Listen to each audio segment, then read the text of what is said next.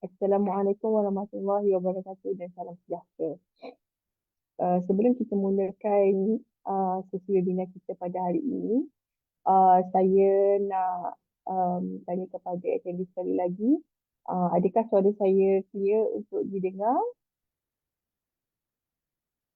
Okey, okey. Alright. Terima kasih atas respon. Okey. Assalamualaikum warahmatullahi wabarakatuh dan salam sejahtera. Yang berbahagia, Prof. Sukri Saud daripada Universiti Teknologi Malaysia selaku pengerusi kajian semula Standard Program Pendidikan 2024 dan yang berbahagia Prof. Zahara Hussein daripada Universiti Melaya selaku Standard Writer bagi kajian semula ini. Yang berserta Prof. Dr. Tuan Ahli Panel Penilai Pendidikan NQA, para pemberi pendidikan tinggi serta semua warga NQA yang dikasihi sekalian. Alhamdulillah, bersyukur kita kehadrat ilahi kerana dengan limpah kurnianya kita dapat bersama-sama hari ini di dalam sesi webinar Standard Program Pendidikan 2024 edisi kedua. Terlebih dahulu, saya ingin mengalu-alukan kehadiran semua peserta yang sudi meluangkan masa pada hari ini untuk menyertai sesi ini. Webinar ini diadakan sebagai platform perkongsian ilmu, perbincangan serta pemahaman yang lebih jelas berkaitan Standard Program Pendidikan edisi kedua. Untuk maklumat semua, sesi soal jawab akan diadakan di akhir sesi webinar ini. Sehubungan itu, sebarang pertanyaan boleh dikemukakan dan diajukan di ruangan Q&A yang tersedia sepanjang sesi webinar berlangsung.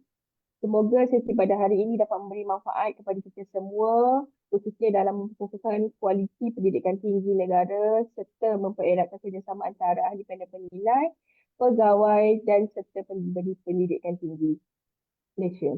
Okay, tanpa melengahkan masa, marilah kita sama-sama memulakan webinar hari ini. Jadi, tanpa melengahkan masa lagi, saya serahkan kepada Prof. Sukri untuk melaksanakan sesi ini. Okey, saya akan share slide. Nanti saya minta peserta respon kalau kata clear dan kita akan proceed lah. Assalamualaikum warahmatullahi wabarakatuh dan selamat pagi. Good morning everyone for Datuk Prof. Kusmadia dan Dr. yang hadir pada sesi Brown Bag MQA pada pagi ini. Jadi pagi ini saya, Dr. Prof. Sukri dengan Prof. Zahara daripada UM akan berkongsi berkenaan dengan program standard baru program education, program standard education edisi 2024 yang kita lancarkan 2025 dulu kita dah ada dekat program standard MQA. Okay. Basically, program standard kita hari ini kita akan highlightkan beberapa perkara yang important kepada semua PPT untuk melakukan siapkan kurikulum sebagainya supaya mematuhi kehendak program standard pendidikan yang terbaru selaras dengan kerangka MQF 2.0 dengan ESD dan juga WBE MQF 2.0. MQF 2024 tu tersebut kan, kita dah maklum kita ada MQF 2024 dan basically bila kami bangun program pendidikan, program standard pendidikan, kami dah integrate those element daripada MQF 2024 sebahagian besar dah kita embedded dalam standard yang ada. Walaupun masa tu ujung-ujung kita sempat modify little bit the content standard pendidikan. Okay. Ini Fasma seterusnya. Slide tak jalan. Okay. Basically ini adalah review committee yang kami bersama lebih kurang dalam 2 tahun lah basically. Saya daripada UTM, Prof. Zahra daripada UM dan kita ada Prof. Dr. Amir Hassan Dawi daripada UPSI. Kita ada Prof. Dr. Syukur daripada UUM, Dr. Zifah Syed Ismail daripada IPGM dan kita ada Prof. Madia Dr. Zaidah Mustafa daripada UCSI, Private University. Dan kita ada juga daripada MBDC, daripada Dekan Pendidikan di mana pandangan mereka telah diambil kira semasa membina program standard education ini. Dan kita ada juga wakil dari Puan Azila Syahrani daripada KPM, bahagian Proporsional Guru Kementerian Pendidikan Malaysia, di mana standard pendidikan ini mengambil kira keperluan Kementerian Pendidikan Malaysia dalam menghasilkan guru yang kompeten dalam bidang-bidang pendidikan lah, sama ada dalam pengurusan mana-mana bidang pendidikan sebagainya. Continue, puan. Basically, MK telah melakukan circular letter bilangan 3/2025 mengatakan sepatutnya kita dah ni lah, dah mulai infuse, integrate standard baru ni embedded dalam program kita. Waktu 16 Mac 2006 kan kita dah April, dan kita ada pada September tahun lepas pun kita dah mula UA PPT sepatutnya dah guna pakai untuk pengambilan pelajar sebagainya.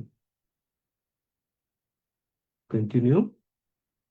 Maknanya semua UA dan PPT dah maklum proses penggunaan standard baru dah terpakai bermula 17 September tahun lepas dah. Jadi should be okay lah kan? Okay. Kita tengok yang changes yang kita buat dalam standard baru compare dengan standard yang first edition of education standard. Kami akan highlight beberapa perkara yang penting. Kita tengok yang pertama tu segi PEO, PLOs that align to MQS 2024. Dan juga kalau kita tengok dari segi perubahan struktur kurikulum, kita dah keluarkan yang CJ peringkat 3, CJ peringkat sebelum diploma tu kita buat. Kita tak ada masa-masa, kalau dulu kita ada, kan zaman kita ada tak dulu kan mata perguruan, kita dah terjadikan sebab kita tiada kumpulan berdasarkan bimbang industri sebagainya. Cuma sekarang kita fokus pada CJ selepas postgrad, progress kan, PGCE sebagainya. Dan terbaru juga kita ada structure minor in education, which is kita speed up very clear dalam standard baru. Ada minor, those are taking minor in education. Kena ada subjek tertentu yang kami dah gariskan dengan clear dalam standard baru. Kalau dulu memang tak ada. Okay. Dan kita ada sedikit changes in body of knowledge. Kalau kita tengok, there's some changes related to the body of knowledge. Kita make it more clear to make sure that UA, PPT senang nak letakkan subjek sebagainya. Nanti kita tengok nanti. Dan kalau tengok area kedua, kita reverse a little bit the syarat kemasukan pelajar sebagainya, academic staff dan juga education resources related to requirement for education.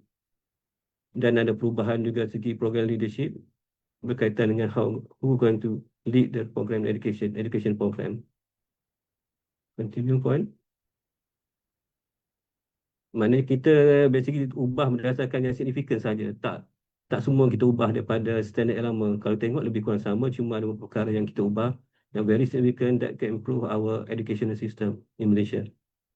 Kalau tengok area pertama berkaitan dengan program development dan program learning outcome, kita align dengan edition yang MQF 2024. Dan kita sentuh juga berkaitan dengan ESD dan WBE.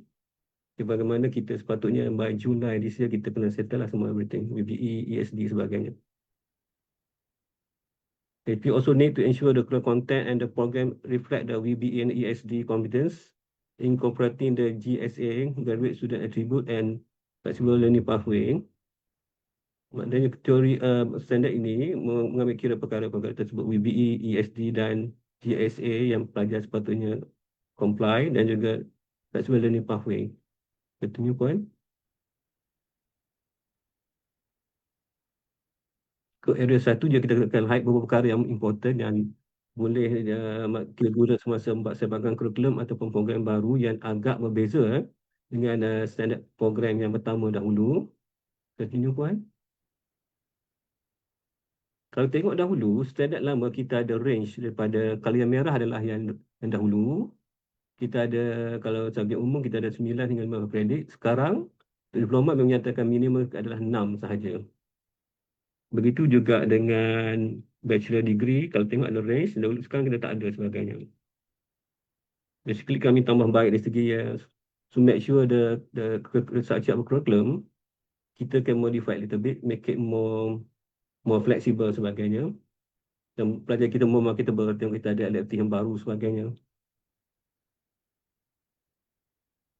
Tengok lagi kalau diploma, kita ada perubahan yang kita ada dari segi disiplin core, kita ada 30% kredit, ada minimum. Maknanya kalau kita go beyond should be okay, as long as kita comply dengan label MQS tersebut. Kalau label diploma 90 sebagainya kan. Dan kita buka kepada elective sebagainya. Kalau tengok open elective kita tak kosong should be okay. Maksudnya you play around dengan LFT tersebut. 90 dan tengok bachelor degree. Untuk bachelor degree kita sama, kita tak ada range dan kita go on minimum credits. Okay, dalam program bachelor degree ijazah sarjana muda. Kalau tengok dulu kita Education Foundation 12, sekarang yang baru kita scale up tersebut. Ada Education Foundation dan juga Professional Education, Common Core sebagainya. Kita bagi 12 sebagainya. Dan di sebelum core kita nyatakan kat sini minimal 45 kredit. Mana kalau kita nak tambah, you boleh play around dengan to make sure that the sum going to be 120 credits untuk level 6 untuk MQN. Kalau dulu professional praktik teknis ke 10, sekarang kita letak 10. Kalau dulu kita ada range dari 8 hingga 14 sebagainya. Dan jika kita menyantumi keperluan Kementerian Pendidikan Malaysia, kita letak untuk LFT kita boleh up to 18 kredit dan kita boleh option, kita menyatakanlah keperluan KPM yang memerlukan kita ada satu lagi pilihan untuk pengajaran di sekolah nanti. Bukan kita ada satu yang major, untuk at least pelajaran ada subjek pelajar boleh, bila boleh pergi sekolah nanti, mungkin boleh mengajar pengurusan subjek lain di sekolah. Mana kita letak kat sini 85, maknanya kalau kita nak pastikan cukup 110, kita boleh masuk bahagian mana yang bersesuaian supaya menepati keperluan level MKS 120 kredit untuk level 6. Dan saya tengok yang baru adalah di sini adalah berkenaan dengan minor in education. Dulu memang tak ada. Lepas ni maknanya kalau ada satu fakulti nak offer minor in education that kita boleh ikut structure yang kami nyatakan ini, Education Foundation, Common Core 12 kredit. Professional Education 12 credits, Professional Practice Training 10 credits dan everything will be 34 credits. Top up kepada program yang sudah ada. Contohlah kata kita ada program Bachelor of Engineering, Civil Engineering, kalau nak ambil minor in education, mereka pelajar tersebut mesti comply dengan minor in education yang tercatat dalam program standard pendidikan ini. 34 kredit sebagainya. Minor education, kalau tengok penambahan nomenclature MQA, dia ada dengan. Dengan maknanya minor in education. Kalau dengan education, that means the component of education should be 34 credits. Dan mesti comply dengan structure component Education Foundation dan juga Professional Education. Kita nak make sure that pelajar yang ada dengan education minor tu mengikut sebagaimana keperluan di sekolah dan institusi pendidikan yang sepatutnya. Continue point. Yang besar tu kita nampak kita ada minor in education yang very clear. Kalau tengok curriculum design and delivery, ada lagi yang ada beberapa kami dah ubah. Sehingga yang research kita dah kurangkan daripada 50 ke 35 hingga 50,000. Masters research kita dah kurangkan. Kalau tengok PhD pun sama, kita career research kita dulu 80,000, sekarang kita turunkan pada 70,000. Which is membantu pelajar dengan pengurusan program tersebut. Kalau tengok yang warna merah tu yang dahulu dan yang hitam adalah yang sekarang yang baru, standard baru. Mana Education Foundation tu kita strongkan dalam semua program pendidikan di Malaysia. Maksud sama ada peringkat postgraduate certificate, postgraduate diploma dan seterusnya sebagainya. Kalau tengok nanti peringkat PG pun ada program ada khusus-khusus yang kita minta PPT masukkan dalam kurikulum mereka. Continue point.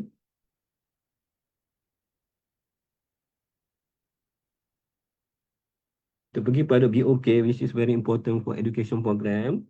Ikut BOK yang kami gariskan dalam program standard education. Kalau kita tengok dahulu, kita tak bagi dah, kita tak jelaskan komponen tu. Dan kita ada, kalau dulu kita ada 1, 3, 4, 5. Okay. Yang baru kita bagi kepada dua komponen. Foundation of Education, satu bahagian. Dan Professional Education. This is important to enhance the skill of the teachers that we produce from our system. Teacher training in Malaysia. Berdasarkan daripada rimat daripada pihak industri, pihak the stakeholders involved in education industry, mereka mencadangkan beberapa perkara subjek yang sepatutnya masuk dalam kurikulum pendidikan, which is bahawa Foundation of Education dan juga Professional Education.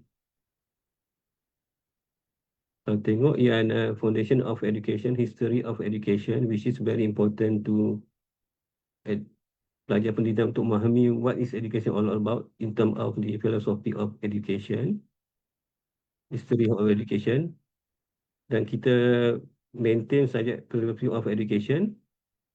Kalau tengok dulu pun dah ada kan philosophy of education, sekarang pun kita masukkan maintain. Dan jika ada psychology in education, kita ada sociology anthropology education, kita maintain yang dululah yang kita dah masukkan pada standard pertama dahulu.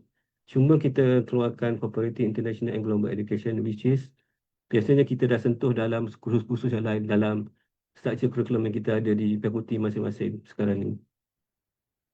Dan penambahbaikan yang besar juga kita dah letakkan komponen professional education, di mana boleh meningkatkan skill kemahiran guru-guru kita yang dari segi pengetahuan kurikulum, how to develop kurikulum, assessment in education, make sure the student be able to assess the student properly.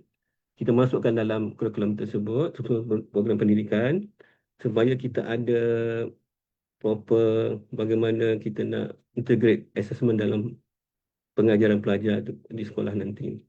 Kalau dulu kita tak nyatakan secara jelas, bagaimana kita biasa dekat UA dan PPT sebab kita masukkan sebagai satu kursus yang wajib di program pendidikan masing-masing. Sekarang kita nyatakan yang jelas, mesti ada curriculum.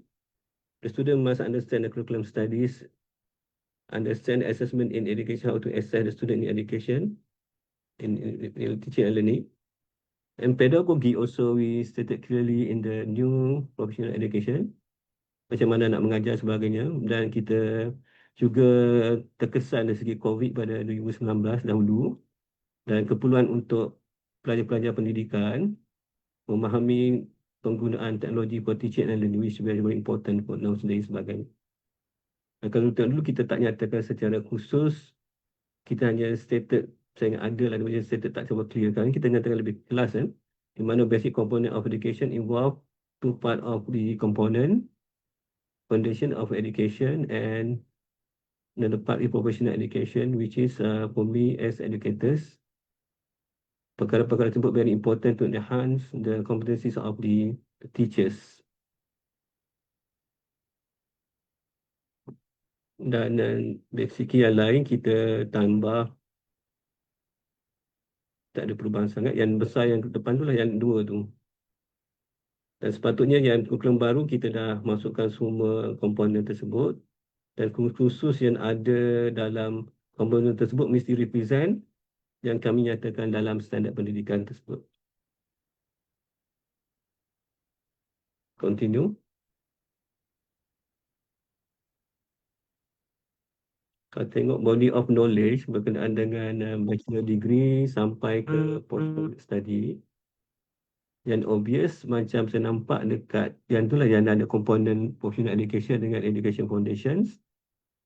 Dan satu lagi yang nampak jelas adalah core courses untuk postgraduate studies. Kalau dulu kita tak nyatakan secara jelas, untuk standard yang baru kita nyatakan beberapa kursus yang important, keperluan untuk melahirkan researcher dalam bidang-bidang pendidikan yang lebih kompeten. Kita nyatakan peringkat master dan PhD, Doctor of Degree Education. Kita kena buat kursus research method in education, quantitative dan qualitative research method, curriculum and pedagogy, di mana para pelajar masuk pendidikan yang mereka understand what is curriculum and what is pedagogy. Masters, walaupun masters, mereka belajar perkara tersebut, dan the student be able to learn academic writing. Dan juga saya ingat lastly kita ada education technology, macam saya mentionkan sebelum ni, bahawa bila COVID datang, we have some difficulty to teach student online. Kita untuk standard baru kita masukkan educational technology, which is going to enhance the student technology skill when they teach in online classes. Yang tu very obvious lah, saya nampak yang perubahan pada program PG. Kan dulu kita tak wajibkan, sekarang kita masukkan sebagai compulsory subjek-subjek research method, quantitative dan qualitative research method sebagainya secara jelas. Kalau pelajar pendidikan, dia akan faham what is the quantitative research method design, and qualitative research method design, and how to conduct research in quantitative manner and also the qualitative research design. Dan kami memahami kepentingan academic writing disseminate the knowledge. Kita masukkan academic writing skill supaya pelajar postgraduate pendidikan boleh menghasilkan jurnal-jurnal penulisan yang lebih bagus dengan mempelajari dalam certain courses dalam program yang mereka bentuk. Continue, Puan. Student assessment, kami tak buat perubahan signifikan sangat, tak ada sangat, kecuali yang itulah yang sangat semua maklum, perubahan kepada perlu lulus keluar PAPB tu kan, okey. Okay, sebagainya. Untuk selection student, pemilihan pelajar, ada beberapa perkara yang kami tukar berdasarkan keperluan semasa, di mana JIS kepada perubahan student selection adalah kita bagi keutamaan kepada pelajar-pelajar related to education untuk memasuki bidang pendidikan, especially in postgraduate level.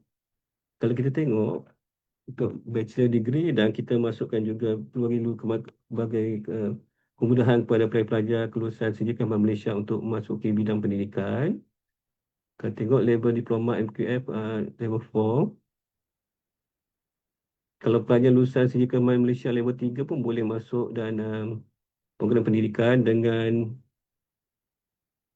the HCP need to conduct specific screening and guidance related to the field of the program for the students or equivalent relevant qualification recognized by Malaysian government as equivalent to the above requirement. Maknanya pelajar yang daripada aliran vocational pun boleh join program pendidikan. Begitu juga di peringkat bachelor degree, kita nyatakan secara jelas pelajar-pelajar daripada college vocational, daripada lulusan pusat latihan sebagainya dibenarkan untuk memilih program pendidikan dengan subjek kepada sedikit screening dan program bridging courses sebagainya.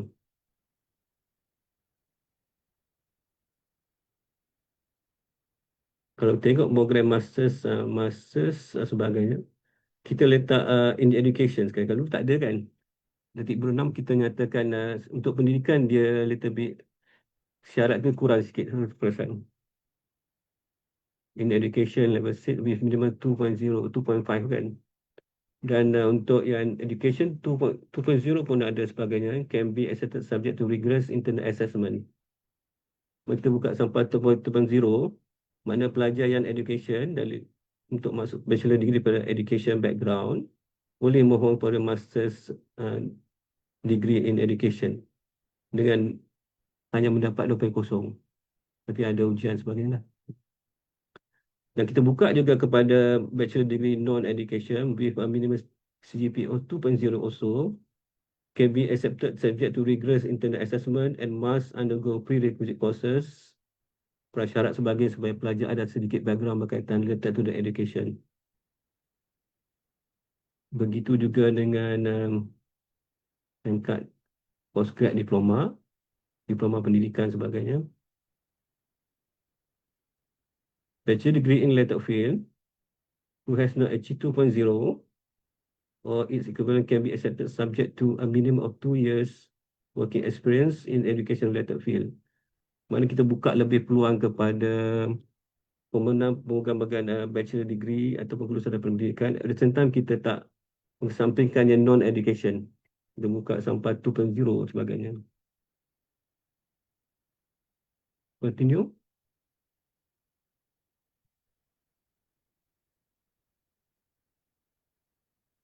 Begitu juga dengan Master's Management and Research. Kita nyatakan bidang secara jelas adalah in education field, dalam bidang pendidikan. Dan juga non-education macam mana, untuk education macam mana. Kalau tengok kat sini, in education, minimum CGPA of 2.75 of equivalent accepted by the SENEX. Yang bukan education 2.5 can be accepted with subject to rigorous internal assessment and must undergo prerequisite courses. Kita buka lagi, maksudnya yang bukan pendidikan pun boleh masuk dengan syarat kita ada internal assessment and must go prerequisite courses. Begitu juga untuk bachelor degree level with a minimum CGPA of 2.0 can be accepted subject to a minimum of 3 years working experience in education field and rigorous internal assessment and must undergo prerequisite courses. Mana kita buka lebih mudah nak masuk sebagai 2.0 kan. Kalau dulu 2.5 ingat sebagai. Okay, bachelor untuk bachelor degree with minimum 2.05 must can we have it? Okay, can. Subject to MQA. Okay, slide. Okay. Okay. Maknanya kita buka sampai ke 2.0 sebagainya dan kalau tu ambil prerequisite dan juga assessment, internal assessment, rigorous internal assessment by PPT sebagainya. Program untuk masuk pendidikan kita buka lebih luas kalau compare dengan yang standard dahulu penambahbaikan. Begitu juga untuk yang doctoral degree by coursework, mixed mode and research. A master degree non-education, kita buka juga, kena boleh undergo and prerequisite courses. Mana kita lebih banyak peluang kepada student-student untuk join program-program pendidikan. Continue, Puan. Okay, basically itu adalah 3 area pertama yang saya sentuh berkenaan dengan perubahan yang berkaitan dengan perubahan yang significant changes yang kita lakukan untuk standard pendidikan. Saya nampak yang besar adalah dari segi BOK tersebut, yang PPT mesti berhati-hati. Make sure yang kita nyatakan secara jelas BOK untuk PG dan UG dimasukkan dalam kurikulum, dalam BOK, struktur kurikulum masing-masing. Saya jemput Puan Zahra, Prof. Zahra untuk continue untuk area 4 dan seterusnya. Okey, terima kasih Prof. Syukri selaku pengerusi semakan program standards untuk second edition. Terima kasih kepada MQA Puan Asma Suhaib ya, selaku sekretariat dan juga ahli-ahli lain. Terima kasih atas kehadiran semua profesor-profesor, Datuk Datin daripada Institusi Pengajian Tinggi, sahabat-sahabat, para pensyarah yang turut hadir. Kita ada lebih kurang 290 participants pada pagi ini. Jadi saya akan meneruskan pembentangan tentang Area 4 untuk academic staff. Jadi ada sedikit penambahbaikan daripada first edition. Kita pergi next slide. Okey, area 4 kalau kita lihat ya, for diploma level 4 ya. So untuk makluman tadi kita sedia maklum kita tidak ada sertifikat ya. Kita tidak ada level sijil, kita ada level diploma. This is the lowest level lah. Di mana academic staff for diploma staff mestilah sekurang-kurangnya memiliki a bachelor's degree level 6 in related education field or a bachelor's degree non-education but with postgraduate diploma in education or diploma level 4 MQF in related education fields with 10 years of related working experience, including teaching experience certified by competent authority. Itu for diploma level. For bachelor's degree, academic staff should have a master's degree level 7 minimum in a related education field with a bachelor's degree in education fields, or a bachelor's degree level 6 in related education fields with 5 years of related working experience, including teaching experience certified by competent authority. Untuk postgraduate certificate, postgraduate diploma, master's level by coursework, academic staff pertama sekali mesti ada a doctoral degree level 8 in related education fields or a master's degree non-education with bachelor degree in education or a master's degree in related education field with 5 years experiences in teaching. Next slide. Okay.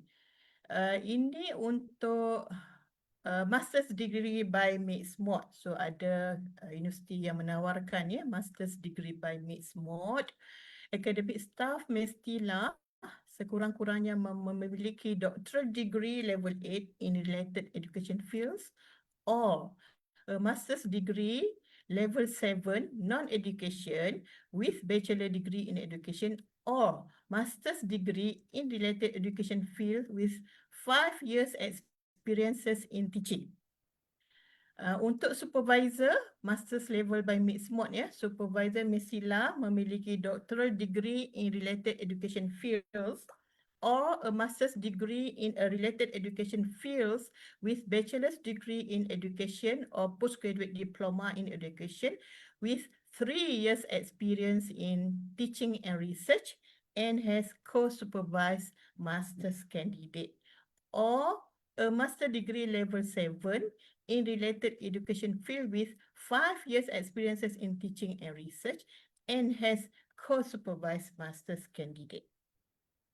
Untuk co-supervisor bagi master degree by Mixed-Mod, mestilah sekurang-kurangnya memiliki a master's degree level 7 in related education fields with at least 1 year experience in teaching and research, a co-supervisor from the industry or practitioner must at least a bachelor's degree level 6 and have at least 5 of experience in the field at a level appropriate for the dissertation. So mungkin ada yang memerlukan from industry practitioner practice untuk kursus-kursus yang berkaitan dengan mungkin TVET ya dan seumpamanya. Okay, next slide. Okay, masih lagi di bawah area 4 academic staff di mana master's degree by research. Jadi ada kita institusi yang menawarkan master degree by fully research ya. Level 7. Supervisor mestilah a doctoral degree level 8 in related education fields or a master's degree in a related education field with bachelor's degree education or postgraduate diploma in education with 3 years experiences in teaching and research and has co-supervised master's candidate, or a master's degree in related education field with at least 5 years experiences in teaching and research and has co-supervised master's candidate. Yeah. And co-supervisor, minimum a master's degree level 7 in related education field with at least 1 year's experience in teaching and research, or a co-supervisor from the industry or practitioner must at least a bachelor's degree and have at least 5 years of experience in the field at a level appropriate for the dissertation. For doctoral degree, by coursework or by Mixed-Mod and also by research ya. So coursework macam UUM ada coursework, USM kan. Mixed-Mod UUM ada, by research most universities ada. So the minimum academic staff yang sepatutnya ada adalah a doctoral degree level 8 in related education field with 2 years experiences in teaching, or a master's degree in a related education field with bachelor's degree in education or postgraduate diploma in education, or a master's degree in related education field with 10 years of experiences in related fields. Supervisor, a doctoral degree level 8 in related education fields and have at least 2 years experiences in teaching and research and has supervised master's or doctoral research candidate to completion. Co-supervisor, a doctoral degree in related education field with 2 years experience in teaching and research, or a master's degree, dia tak keluar, dia tertutup pula. Ya, saya punya ni kok. Ya. Tak boleh nak adjust pula. Okey, boleh ni. Ya. Tak nampak pula smart. A master's degree. Ya, level nampak tak? Level 7 in related education field with 10 years of experience in related fields. Ya. So ada kelonggaran tapi experience itu sebagai nilai tambah lah kepada para pensyarah yang mungkin tidak ada doctoral degree lagi. Okay, next. This is related to academic staff. Okay, sekarang area 5 educational resources. Saya rasa ni tak ada perubahan daripada yang lama. Cuba kita pergi next slide, Asma. Oh, adalah ya, tapi agak umum di mana educational resources dalam kita menyiapkan COPA dan COPIA untuk accreditation Jadi area 5 perlu dilengkapkan specialized learning facilities according to the needs of the program So kalau yang bidang sains pendidikan, science laboratories, debate workshops and media rooms, micro teaching rooms and computer laboratories. So higher education providers perlu declare lah di mana micro teaching rooms, computer lab especially untuk lawatan tapak bagi tujuan accreditation Schools for professional practice including for practicum practical teaching, internship, school-based experience etc. Termasuk school-based experience mungkin ROS dulu rancangan orientasi sekolah. Jadi semua tu perlu ada mungkin perlu ada link dan network lah dengan schools Okay. And also research laboratories. Okay. This is related to area 5 Okay, next area 6. Area 6 program management ada juga perubahan Area 6 program management. So this is related to coordinator, ketua jabatan dan juga penyelaras dan seumpamanya lah yang berkait dengan program management Untuk diploma, penyelaras atau program manager or any name that you name it, a bachelor's degree in education with 3 years of related working experiences including teaching experience jadi bukan hanya bachelor tetapi perlu ada juga teaching experience or a bachelor's degree with at least 1 qualification in education or related areas with 4 years of related working experiences including teaching experiences. Untuk bachelor degrees, the program management dia, manager dia, penyelaras dia, coordinator dia, ketua jabatannya, a master's degree education with 3 years of related working experiences including teaching experience, or a master's degree with at least 1 qualification in education related areas with 4 years of related working experiences including teaching experience. Untuk master's degree level 7, penyelaras coordinator mestilah a doctoral degree in education with 2 years of related working experiences including teaching and research experience So HEP define lah 2 years experience ni kita bagi the minimum. Jadi yang masuk tu kalau fresh kena bagilah dia pengalaman dulu or a doctoral degree with at least 1 qualification in education or related areas with 3 years of related working experiences including teaching and research experience, or a master degree pun boleh in education with 4 years of related working experiences including teaching and research experiences, or a master degree with at least 1 qualification in education or related areas with 5 years of related working experience including teaching and research experience And then doctoral degree untuk doctoral degree program level 8 any ni lah mode whether fully courses, mixed mode or research. Penyelaras mestilah a doctoral degree in education with 3 years of related working experiences including teaching and research experience Jadi penyelaras tu kena eksplisit lah pengalaman dia pengalaman mengajar, pengalaman sebagai research dalam dia punya bila masuk dekat area 6 lah. CV tu kan yang dilampirkan tu perlu ada kelengkapan inilah untuk nanti bila dinilai oleh penilai untuk sama ada professional accreditation ataupun akreditasi penuh Yang kedua, a doctorate degree with at least one qualification in education field or related area with 4 years of related working experiences including teaching and research experience. Dan juga boleh juga kadang ada institusi yang tidak cukup tenaga tapi ada keupayaan pensyarah-pensyarah yang memang sedia ada dalam sistem. A master's degree in education with 10 years. 10 years of related working experiences including teaching and research experience. Jadi ini perlu lihat semula lah kita punya program management ini. Okay, next. Okay, area 7, program monitoring, review and continual tidak ada significant changes. Boleh rujuk kepada kita punya MQA 2024 dan yang lama tu tak jauh beza lebih kurang sama saja.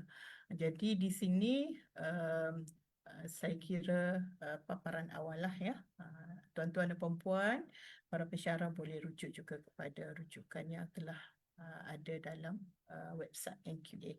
Jadi untuk itu saya ucapkan terima kasih atas perhatian pensyarah-pensyarah semua dan juga kepada sekretariat. Saya kembali kepada Puan Asma. Sekian, Assalamualaikum. Terima kasih kepada Prof. Sukri dan Prof. Zahara di atas pembentangan sebentar tadi. Untuk seterusnya, kita ada beberapa soalan di ruangan Q&A. Setakat ini kita ada dalam around 11 soalan. Ada juga soalan yang dah dijawab secara teruslah. Ada satu soalan tu saya dah jawab terus. Satu soalan berkaitan dengan prerequisite courses. Di mana nak dapat prerequisite courses atau guideline berkenaan dengan prerequisite courses, iaitu kita memang dah nyatakan dalam standard program. Prerequisite courses adalah bahagian Common Core Education Foundation. So itu adalah prerequisite courses yang pelajaran background non-education kena ambil lah sebelum menyambung pelajaran ke bidang pendidikan di tingkat postgraduate. Jadi Prof. Zahra dan Prof. Sukri, bolehkah kita teruskan dengan Q&A terus? Okey, jadi Puan. Ya, silakan. Okey. Okey, saya akan pergi satu persatu lah untuk Q&A. Jadi nanti saya minta Prof. Zahra dengan Prof. Sukri untuk respon lah. So, saya akan bacakan soalan. Prof. Sukri dengan Prof. Zahra pun boleh check soalan di ruangan Q&A. Jika kalau apa yang saya baca kurang jelas lah. So ada seorang participant tanya berkenaan dengan elective for another specialization. Mean other subject to be taught in school. So if my program is TESOL, the elective specialization would be maths or science. And if this 18 credit compulsory, can it be TESOL related subject too? Prof. Zahra atau Prof. Sukri? Okay, basically kita boleh, if possible kalau nak ambil TESOL literature tu boleh juga lagi dekat kan. Kalau kita ambil yang macam math science lagi better, sebab apa, kita ada dua option, satu subjek yang literature, satu lagi subjek yang matematik sebagainya. Dia matematik science tu lah, tapi must make sure dia enough untuk mengajar subjek tersebut lah. Kalau boleh ambil subjek yang kalau pelajar tu fizik, kimia tu suitable lah matematik kan. Kalau literature sebagainya, mungkin takut dia tak ada kemahiran tu, pengetahuan tentang yang subjek tersebut. Mana kita kena design betul-betul 15 kredit tersebut, dia boleh membolehkan pelajar tersebut mengajar subjek matematik tu. Kalau matematik lah, kalau ambil daripada TESOL, matematik. Dan nanti kita half cook kan pelajar mengajar matematik sebagainya. Puan? Tadi dia tanya tentang apa? Elective, another specialization. Dia punya core dia apa? TESOL. Betul. Core-nya Kau dia TESOL. dah TESOL. Okey. Kalau di Jadi UM ditanya lah adakah pengalaman di UM. okay. So dia punya minor dia punya boleh pergi sama ada moral education lah, pendidikan moral. Ada yang pergi kepada PJK, ada pergi pada pendidikan seni visual. Dan macam Prof. Sukri kata yang pergi kepada apa? Tadi Prof? Prof sebut tadi yang pergi kepada Matematik, kesusahan. contoh Saya matematik yang math. totally different area. Tapi kalau maths tu macam kita takut nanti salah ajar pula budak-budak ni kan. Sebab dia kekuatannya pada bahasa tapi tiba-tiba nak pergi pada subjek yang science area lah. Begitu juga kalau pendidikan Islam kita pun tak berilah subjek-subjek yang memerlukan kepada core knowledge. Terima kasih Mbak Dibra Asma. Okey, tambahan sedikit kepada jawapan panel. Untuk ketetapan 18 kredit tu adalah ketetapan daripada pihak KPM. So, jadi dia tidak terhad lah, memang dalam training program kita mention dia tidak terhad kepada 18 kredit berkenaan. Jadi, itu bergantung kepada design bagi program tersebut lah. So, saya rasa yang ini dah dijawab. Kemudian kita pergi ke soalan seterusnya daripada Puan Nur Umuhani. Prof, can you elaborate competent authority? Yang ini berkaitan dengan slide. Sekejap ya. Saya share dulu slide. Kompetent apa Puan? Competent authority. Competent of authority. Yang ini dia. Sekejap saya buka slide tu untuk panel. Sini tengok ya. Untuk academic staff ni. Untuk academic staff, dia tanya part yang untuk diploma kita katakan including teacher assistant certified by competent authority. Okay. Jadi certified by competent authority. So dia tanyalah apa yang dimaksudkan dengan dia minta elaborate sedikit what is competent authority lah. Contoh kita kalau ambil dekat universiti kan. Yang maksudnya badan-badan yang unit yang boleh certified kita tu okey, boleh ambilan tu. Boleh mengajar pendidikan tu. Kalau tengok benda tu. Contohnya kan, contoh mungkin kalau dekat paling tinggi Senate mengatakan kita layak berdasarkan kelulusan kita ada tu, kita layak untuk gonna be education program staff. Berdasarkan pengalaman kita, berdasarkan kelulusan kita dan sebagainya, kita bukan pendidikan. Tapi kita dah ada pengalaman yang sesuai, kita kena certified. Kepakaran kita tu mengatakan kita by, sebagai saya maklumkan tadi, kalau Senate better lah. Maksudnya kita, okay, ni adalah kalau datang auditor pun sebagainya, okay nak tengok you bukan pendidikan, dan siapa certified you boleh mengajar subjek pendidikan kan. Jadi kita kalau bagi yang the highest yang menunjukkan bahawa kita kompeten dalam bidang tu, bidang pendidikan tu. Mungkin Faculty of Education can recognize your punya kompeten bahawa okey, pensyarah ni adalah kompeten sebagainya. Based on pengalaman yang kita ada, CJ sebagainya. Kiranya mungkin saya tambah, kita tak adalah strict sangat mesti yang diiktiraf oleh JPA atau KPM ya Prof. Betul. Kalau Senat katakan boleh endorse, kalau universiti kadang-kadang ada unit, katakan UM dulu ada EDEC kan, unit yang melatih. Jadi mungkin kalau Senat boleh approve sebagai competent authority bagi HEP tersebut, saya kira itu boleh diambil kira lah ya. Jadi sebab MQA tak adalah ketatkan mesti ihtisas tu yang under KPM, yang under KPT, yang under GPA saja Macam tu ke Prof? Boleh diterima ke macam tu? Bila macam ni Prof, kalau tengok yang certified tu kita tak ada question tau. Kalau tak ada question tu ni something wrong lah, mungkin tu kita yang tukar certified tu.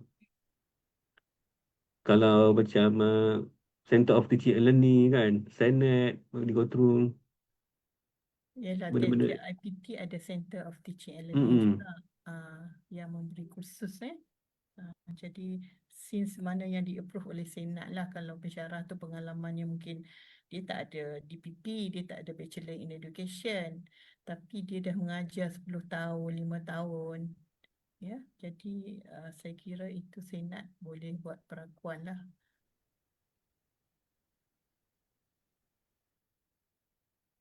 Mungkin menjawab ya, balik pada Asma. Okey. Clear tak Prof? Okey. Kita soalan seterusnya. Untuk soalan ini, what are the related education field? Yang ini saya minta peserta untuk rujuk ke dalam standard program pendidikan. Yang ini memang kita dah mention. Related education field adalah berdasarkan standard program kita dah mention. Related education field adalah field with some reasonable connection in education field lah. So iaitu pihak PPT perlu menentukan ataupun membuat sedikit semakanlah adakah memang bidang tersebut related dengan education field. Jadi kita pergi ke soalan seterusnya. For the core courses for postgraduate studies, it is stated that academic writing is one of the required courses. May I kindly seek clarification whether a research project can be considered as part of academic writing component? Research project. Ya, Research dia tanya project. adakah research project boleh diconsider sebagai part of academic writing component? Research project lain kan, yang buat projek-projek tu kan, dia biasanya dia tak dia dia tak fokus pada academic writing, dia more on how we develop the thesis satu projek kan. Yang kita nak ni lebih kepada the student be able to produce an article related macam up to standard for publication. Itulah mana keluar nanti dah possible lah nak nulis, minute knowledge sebagainya kan. Kalau research project ni dia buat daripada research project tu dia come out dengan artikel. Itu lain. Maksudnya dia, tapi at the same time dia belajar juga dalam kelas tu bagaimana nak develop artikel tu. That's one better lah. Terus kita letakkan sebagai satu keperluan academic writing supaya belajar ada skill bila buat PhD, bila master dah settle, PhD sebagainya, dia lebih competent untuk develop academic writing. Mungkin Asma boleh tunjuk jadual tu for postgraduate ni. Jadual yang ada syarat core courses for Jadi yang ada syarat untuk postgraduate. courses. Yang ada Okay. untuk peserta lihat semula. Macam Prof Syukri kata, sebab yang kita bagi kelas tu sebenarnya berbentuk teori. And then bila project paper tu dah praktikal kan Prof. Jadi yang teori tu yang kita letakkan sebagai syarat core courses tu for postgraduate For postgraduate especially kalau postgraduate diploma certificate memang dia orang ni fokus kepada education foundation common core. Tapi kalau master degree core coursesnya nombor 5 tu kan. Jadi research method, quantity and qualitative, curriculum and pedagogy, academic writing and educational technology. So dia kalau tak jadi as satu subjek pun tak apa, tapi dia boleh juga embed. Cuma word ni kena explicit lah sebaiknya dalam tajuk courses. Dia katakan educational technology in Islamic education. Ataupun academic writing in what area. So sebaik-baiknya dia explicitkan pada tajuk lah, sebab mudah untuk penilai nanti menentukan core courses untuk postgraduate studies. Jadi academic writing this is more related to theory. Kalau yang ditanya tadi, output of the theory adalah penghasilan project paper or dissertation kan. Jadinya academic writing ni kita faham bahawa kita memberi mereka teori sebelum mereka menghasilkan projek. Oh, tak apa jelas suara. Okey. Kalau saya kan, saya ikut je. Dengar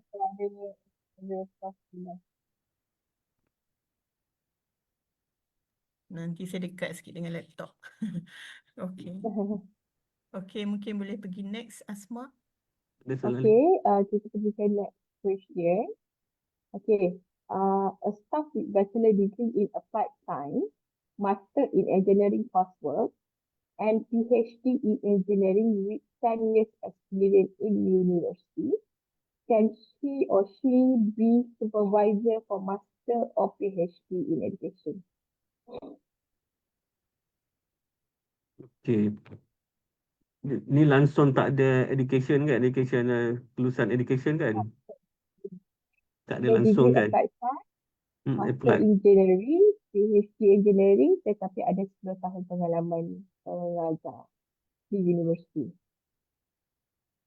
Kalau ikut standard tu dia tak ni lah, dia tak. Kalau ikut standard tu betul-betul tak boleh. Cuma kalau kita nak bolehkan juga, make sure dia kena go through the process of training lah. Training related to education punya area tu kan, pendidikan dan sebagainya.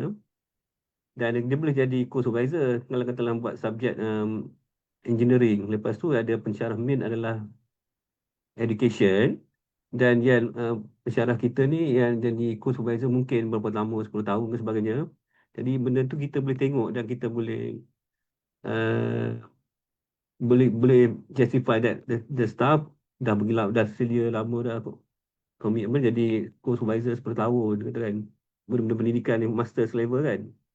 Tapi kalau ikut tu memang dia nak education lah. Seorang yang ada bachelor degree PhD, kalau PhD in education, related to education. Sebab kita pendidikan kan, nak list yang penyelia tu very clear what is the philosophy of education sebenarnya. Kena macam tu.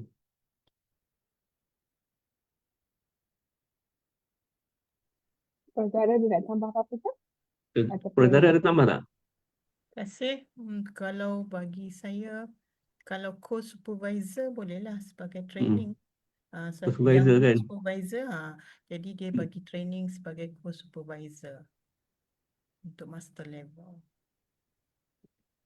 Okay. Bermaksudnya dekat sini, pensyarah ni dia boleh jadi supervisor tetapi untuk dia akan supervise yang core berkaitan dengan engineering sahajalah. So daripada segi education tu masih perlukan supervisor daripada bidang education itself. Sebab student tersebut memang buat PhD atau master in education, so kita kena orang education juga untuk supervise. Okay, kemudian kita akan pergi ke next question. Must a micro teaching room be labeled executive or any room per HAP discussion?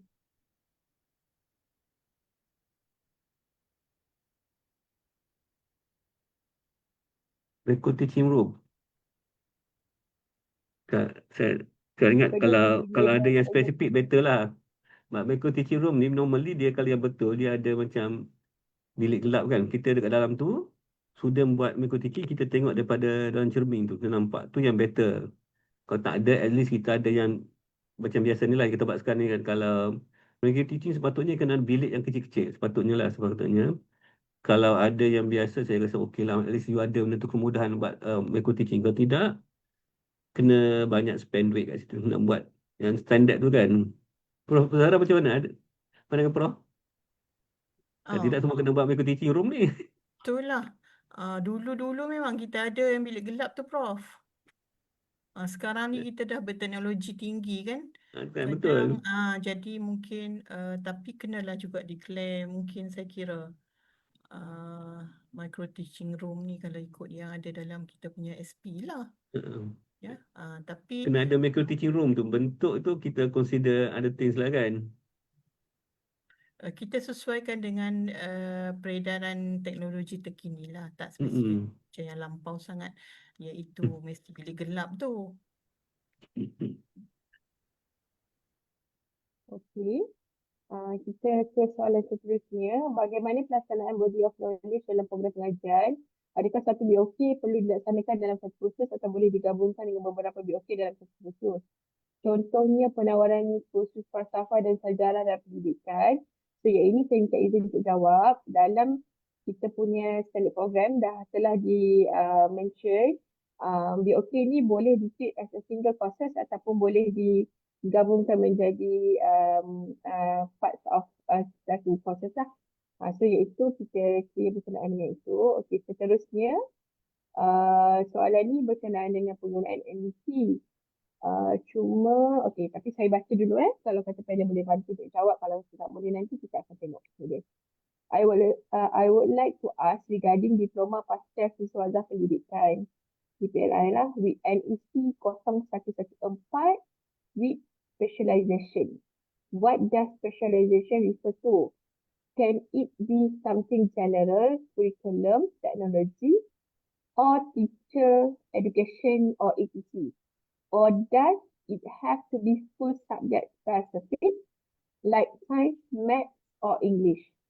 If existing program is with NEC 0114, then we plan to change it to NEC 0113 without specialization. Can we just do CRM? Saya tak pasti apa dimaksudkan dengan sekatan CRM. Do we need to start from zero or fresh in applying accreditation? Okay, untuk soalan nombor 2 ni saya jawablah. Untuk bila melibatkan penukaran NEC, iaitu selalunya kita perlu mohon program baru lah.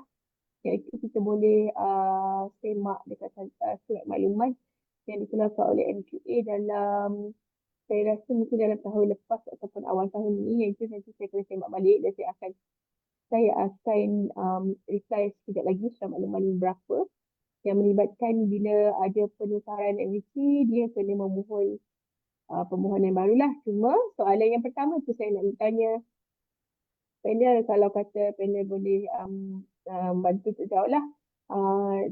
DPLI adakah perlu dengan NEC 014 yang with specialization tu, boleh tak dia jadi sampai general macam DPLI in curriculum ke, technology ataupun teacher education, ataupun dia kena have to be school subject specific? Saya rasa kekhususan tu kita refer kepada pendidikan sekolah tu. Cuma ada ke diploma pendidikan kekurangan kurikulum? Tak ada saya katakan. DPLI saya rasa kebanyakan semua dia punya courses dia akan jadi general sebab dia nak more kepada untuk ikhtiar seorang untuk orang yang bidang non-education untuk mengajar, keperluan untuk mengajar di sekolah lah. Tapi yang untuk soalan ni, boleh tak saya minta yang peserta menanyakan soalan ni untuk hantar soalan ni, hantar email kepada bstd@mpa.gov.my. Nanti daripada situ kita akan bantu untuk jawab soalan ni lah. Nanti saya akan tulis juga alamat email di ruangan chat. Kita boleh bergerak ke soalan seterusnya. Okay, Prof, kalau Bachelor in Education Guidance and Counselling, 10 kredit for professional training can be 3 credit others counselling. Okay. Okay, saya rasa saya faham maksud dia. Okay, dia kata untuk Bachelor in Education Guidance and Counselling, 10 kredit untuk professional practice tersebut, boleh tak 3 kredit pergi ke counselling? Mohon betulkan saya kalau saya salah Miss Jocelyn. Ataupun Miss Jocelyn nak bertanya direct kepada panel dan you raise your hand dan nanti saya boleh bagi access untuk Miss Jocelyn untuk tanya direct lah soalan kepada panel. Okay, kita bagi Miss Jocelyn tanya Prof untuk bercakap. Sebelum dia tanya, kalau guidance and counselling, adakah dia refer to standard pendidikan ke standard counselling? Oh, okay. So saya Jocelyn dari Southern UC. So kami ada program Bachelor in Education, Guidance and Counselling. So dua-dua program kami ada, dua-dua program standard juga kami ada nampak lah. So program Standard Education dan piawaian Lembaga Kaunselor Malaysia. So tadi saya tengok structure ada 10 kredit untuk professional training. So saya nak tanya ialah, bolehkah kami allocate 3 kredit untuk teaching practice dan 7 kredit yang lain untuk counselling, practicum dan internship? Kalau saya boleh respon, 10 kredit tu untuk teaching practice, professional practice tu more on teaching. Kalau counselling memang dia ada syarat yang lebih, saya ingat yang lebih detail berkaitan dengan practical teaching, practical counselling, dia macam-macam lagi saya perasan dalam yang kami concern adalah more on education 10 kredit tersebut. Katalah kalau bagi 3 tadi kan, 3 memang tak cukup lah Puan, 3 kredit untuk education kan. Oh, Maknanya, okay. So 3 10 tu kredit memang kena education. untuk teaching in education. Ya, maknanya yang counselling tu dia ada kena ikut, dia ada macam, saya ingat dia ada macam klinikal macam-macam lagi saya ingat dia masa kami buat program counselling dekat master, dia memang daripada 40 tu jadi 68 ke macam tu dia punya kredit. Bila kena nak comply pada standard tu. Dia lagi banyak dia Nah, punya tu. ya, kami kena ada roughly Hmm. 14 weeks practicum, 14 weeks training. Betul lah. Yes, internship training. So macam 7 lah, at least lah 7 kredit lah. So Macamnya yang lain lah. So lain. professional training ini focuses on the teaching. Education. Teaching. Okay. Atau mengajar. Okay. So Prof nak tanya lagi. So kalau kamu ialah Bachelor in Education, so itu PC, Program Leader untuk Bachelor in Education. Dia kena ada education background, one thing, dan or education related area. So tadi ada satu candidate tanya lah, what is education related area kan? So saya pergi program standard, go and look through lah. Dia tak ada specific education related area. Yelah, for example like adakah psychology adakah counseling, adakah languages. So saya tak faham kalau education related area ialah specifically more focus on which part, which professional. Maksud Miss Jasmine, yang part related education field tadi ke? Yeah, so dalam program standard ada education related area. For example, bachelor degree with at least one qualification in education related area.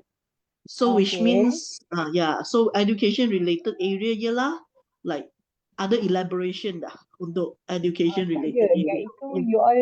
iaitu untuk pemilihan ketua program yang luar daripada bidang education. Maksudnya dia bukan specifically state education, iaitu memang pihak PPT perlu buat due diligence untuk tentukan dia memang competent untuk menjadi seorang program leader education lah. So kita kata kita sebenarnya kalau boleh kita nak orang education untuk jadi program leader bagi program education.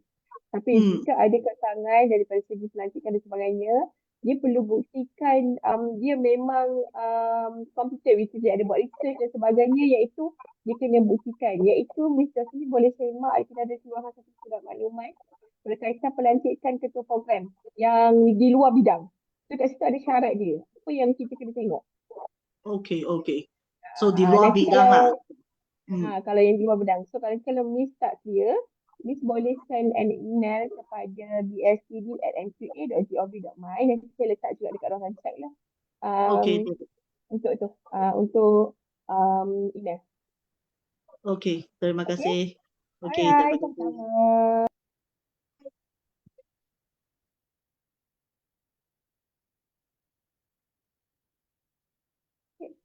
Kita teruskan soalan. Okay. Kemasukan calon bukan bidang pendidikan ke program master dan PhD perlu ada prerequisite courses.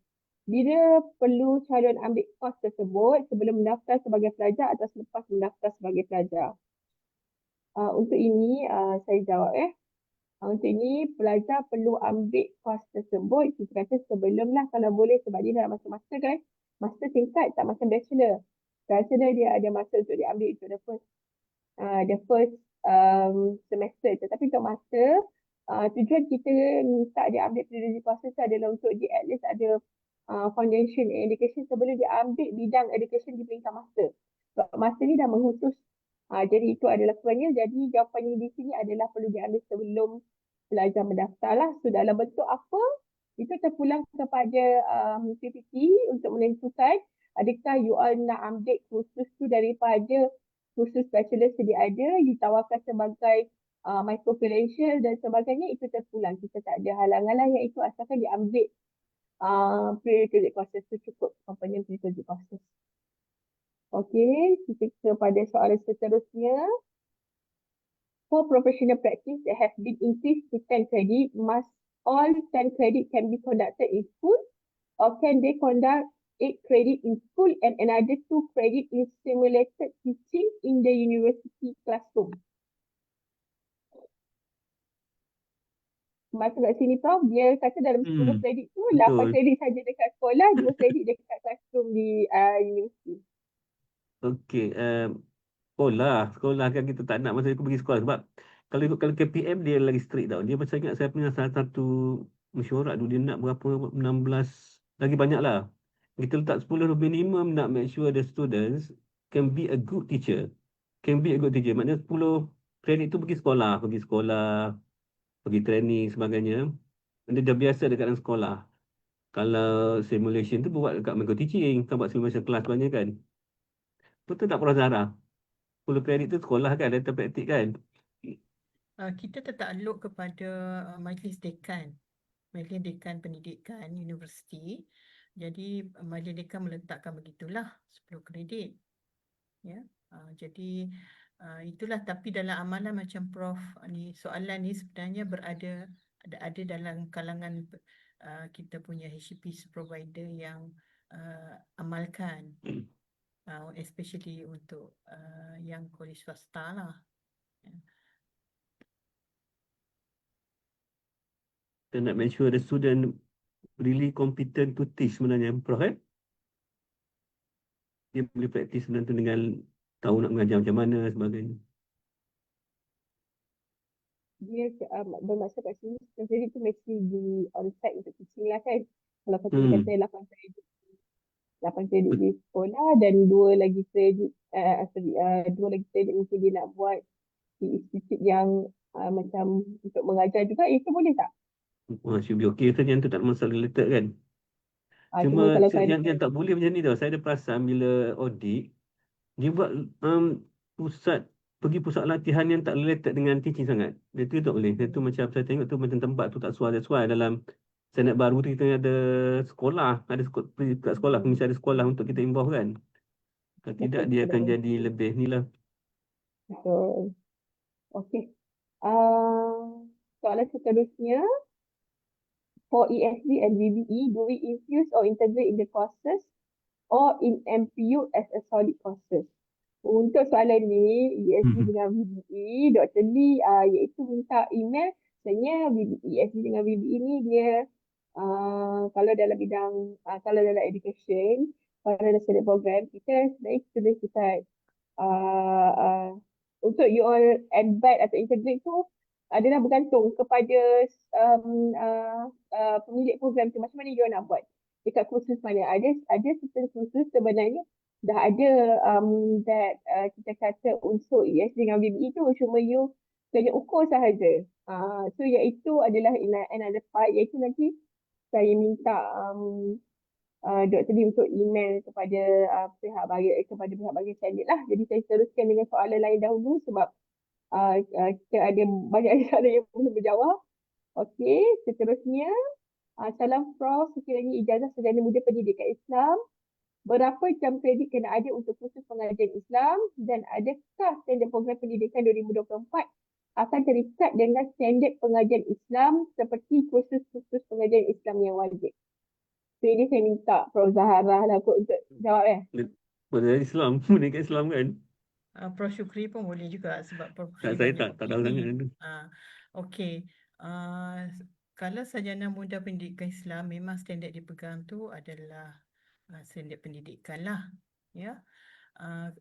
Kalau kita balik kepada lajur untuk bachelor, so dia ada core courses, ya, disiplin.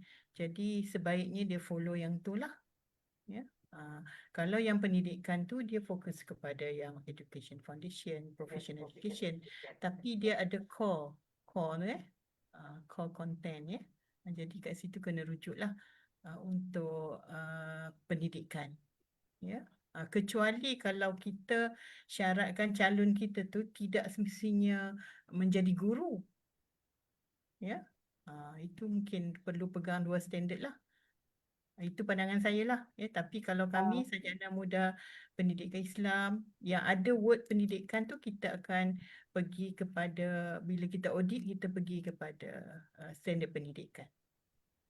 Untuk kalau kata saya tambah yang Prof. Zahra cakap tadi, kalau kata memang student tu akan jadi selain daripada guru di sekolah, maksudnya guru yang mengajar pendidikan sekolah, maksudnya penamaan dia akan jadi sarjana muda pengajian Islam dengan pendidikan lah. Maksudnya dengan pendidikan tu adalah minor.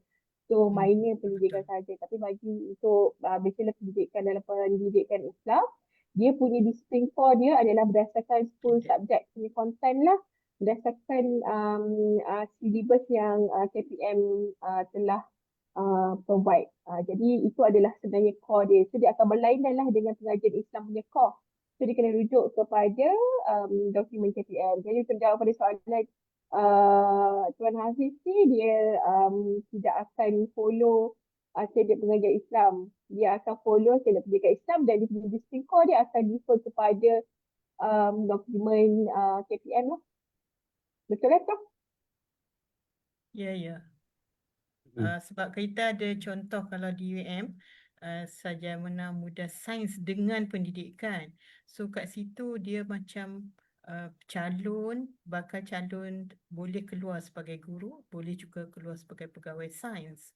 Jadi pemberatan tu seperti mana yang Puan Asma sebut lah, nama dia pun tak direct Sarjana Muda Pendidikan Islam, dia dengan. Ya, itu kena tengok nomenclature name lah. Mungkin Prof Syukri Okey. nak add Apa ke? sih yang nak tambah? Ada. Betul lah, kalau dengan tu minor kan. Maknanya kalau yang core adalah yang depan tu lah yang pengajian Islam tu. Betul Puan? Okay, soalan seterusnya, for research method and quantitative and qualitative courses can these two combine as one courses? Personally, bagi saya boleh. Tapi make sure dia content tu, kalau kita dah kualitatif, nampak kualitatif tu dibincangkan secara detail. Kan yang terjadi kadang-kadang, kita letak satu subjek untuk semua benda tu. Tentu tak boleh. Itu for sure lah tak boleh. Satu subjek, tapi semua konten tu sentuh sikit-sikit, tak boleh. Kalau dua tu memang dekat-dekat kan, dan lebih kurang. Jadi it should be okay. Cuma kena thoroughly describe dalam course information tu. Mana satu mungkin 50% quanti, 50% lagi ada quali. Itu better. Tapi kalau ada terasing tu lagi bagus sebenarnya. Dia akan strongkan budak research kita. Ada background research tu very strong. Kalau quanti satu, quali satu, sebagainya. Okay, ke soalan seterusnya. For a diploma in textile program, can a lecturer who holds bachelor degree in English can be considered eligible given their teaching permit is also under other language? Boleh ulang kali Boleh. tak Puan? Okay. Untuk diploma textile, Okay. can a lecturer who holds bachelor degree in English be considered eligible be considered eligible for teaching, saya rasa, given that their teaching permit is also under other language. Dia punya minor, sorry Puan, saya tak slow sangat, saya tak dengar kot. Saya faham ni Prof. Okay, program tu diploma in TESOL. Diploma in TESOL. Lecturer hold bachelor degree in English. Okay, dia kata be considered eligible given that their teaching permit is also under other languages. Kata kalau dia punya teaching permit dia dalam bahasa Cina, tapi dia ada bachelor degree in English.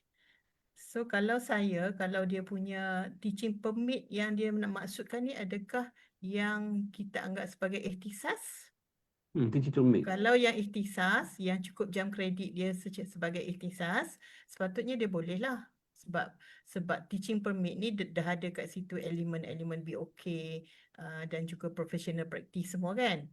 Sepatutnya. Tapi kalau dia define teaching permit ni, definition from whom? Kalau ikhtisas selalunya daripada CPT. Sepatutnya kalau ikhtisas, DPP ikhtisas sepatutnya dia ambil kira lah kalau dia walaupun dalam other languages, katakan dia ada diploma pendidikan bahasa Cina, UM adalah macam tu kan. Tapi dia mengikuti prosedur latihan mengajar tu mengikut yang diperlukan dalam ikhtisas. Itu boleh diambil kira. Walaupun dia mengajar konten dia TESOL Tapi kalau teaching permit tu, siapa yang define benda tu sebagai ikhtisas, itu perlu diambil kira lah. Saya harap boleh jawab. Okey, seterusnya daripada Puan Suhaida. Prerequisite courses bermaksud perlu ada lebih dari satu kursus Bolehkah satu kursus sahaja yang menggabungkan semua elemen core education foundation? Okey, untuk prerequisite ni, kita tak ada ketetapan macam mana you all nak jalankan. Jadi kita kata dia kena cover all the elements of education foundation lah. Jadi kita memang tak ada ketetapan, terpulang kepada PPT. Cuma mungkin kalau saya boleh respon sikit Puan, Ya, maknanya kalau make sure dia macam ni lah, dia dapat ilmu tu kan, ilmu yang kita kata 4 bidang tu, make sure dia boleh kompeten benda-benda tu. Tu yang kita tekankan benda tu. Tapi kalau benda tu 10 masuk 1 kan, macam saya tak sure lah, macam bagi saya macam dia tak berapa tepat lah benda kan. Mana kalau benda tengok tu kena pastikan. 3 je kan, 3 kan. 3 should be okay 4. lah, as long as 4 lah. Kalau ikut kita education policy ada 4 yang 4. kena cover lah. 4. So dia bergantung kepada PPT tu lah macam mana dia nak ni, asalkan semua itu di cover dalam that prerequisite process lah. Okey. Soalan seterusnya daripada Tuan Nur Hisham. Saya nak tanya tentang pengalaman mengajar. Adakah pengalaman mengajar dalam bidang pendidikan atau apa-apa bidang seperti dalam pengajian Islam boleh mengajar bidang pendidikan Islam? Mengajar dalam mengaji Islam kan, mengajar kat surau macam tu betul tak? Saya rasa dia memasukkan begitu. Lepas tu pengalaman mengajar. Kalau Zahra macam mana? Mengajar kat surau? Kalau saya, okey. Pengalaman mengajar, kalau dia mengajar katakan di sekolah-sekolah agama kan, Tu okey lah kita kan. ada kurikulum dini kan. Dia Ha. mengajar usuluddin ke tasawuf ke, atau tasawuf tak adalah usuluddin atau fiqh apa semua. Saya kira itu boleh dikira pengalaman mengajar. Walaupun dia bukan mengajar direct bidang pendidikan Islam, tapi subjek-subjek yang lain yang mungkin di bawah, mungkin sekolah jaiz, sekolah apa kan. Itu boleh dia kira. Tapi kalau yang mengajar kat masjid tu saya tak sure lah Prof, sebab tu non-formal education ya. Prof Dr. Nur Hisham ni faham ni, saja je tanya kita ni. Dia Tanya Oh, dah. dia ni, dia pun Ada saja nak tanya. okey. Mungkin ada orang okey. tanya kot yang mengajar masjid ni Prof. Masjid mungkin buat apel kan. Itu ada saluran lain lah pula Apel kan. Okey, soalan seterusnya daripada Dr. Muhammad Fauzan. Salam Prof, apakah cadangan operasi untuk PPT menyelaras reka bentuk kurikulum dengan keperluan standard program pendidikan MPA secara fleksibel tetapi konsisten?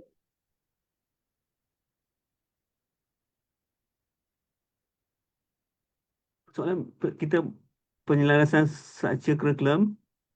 Dia tanya apa Fleksib- cadangan operasional secara operasinya untuk PPT menyelaras reka bentuk kurikulum design dengan keperluan standard program pendidikan secara fleksibel tetapi konsisten.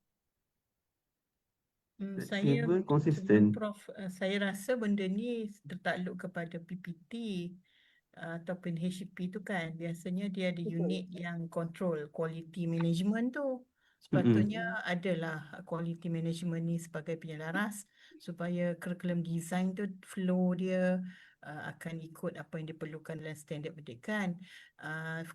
Fleksibel dan konsisten tu mungkin balik kepada amalan di tiap-tiap IPT, tiap-tiap PPT itulah saya kira ya. Kalau Betul. MQA ni, kalau standard pendidikan MQA ni sebenarnya kita menyediakan standard yang sebenarnya minima saja. Minima, supaya dia kontrol mana-mana institusi yang mungkin tak sampai pada minima ni, kualiti dia akan terjagalah. Tapi kalau PPT tu dia ada flexibility untuk tambah baik lagi lebih daripada minimum, itu terserah kepada PPT. Tapi saya kira unit yang menjaga tu perlu adalah yang kita panggil mungkin quality management kan. Memang kalau ikut MQA perlu ada dia punya top down macam tu ya. Itu pandangan saya lah Prof. Dan yang bertanya Dr. Muhammad Fauzan. Terima kasih.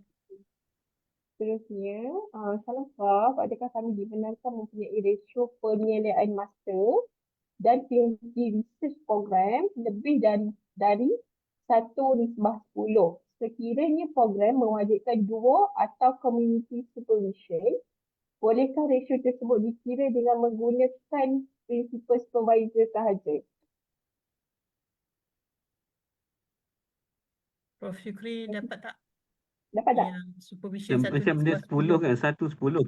Kita main supervisor kan 1/10, betul tak? Prof, Dia tak define. kita tak define.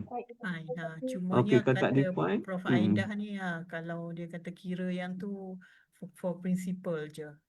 Core tu tak kira 1/10. Ini universiti, research universiti lah, memang ramai student kan. Itu tertakluk kepada definisi apa nama MQA mungkin bagi yang the minimum, tapi apa nama auditor nanti kan ataupun Daripada segi HEP tu yang daripada boleh segi define uh, KPI tu ya. ratio untuk penyediaan ni memang di kat sini bukan minimum, dikira 1/10 ni adalah maksimum dalam konteks ni.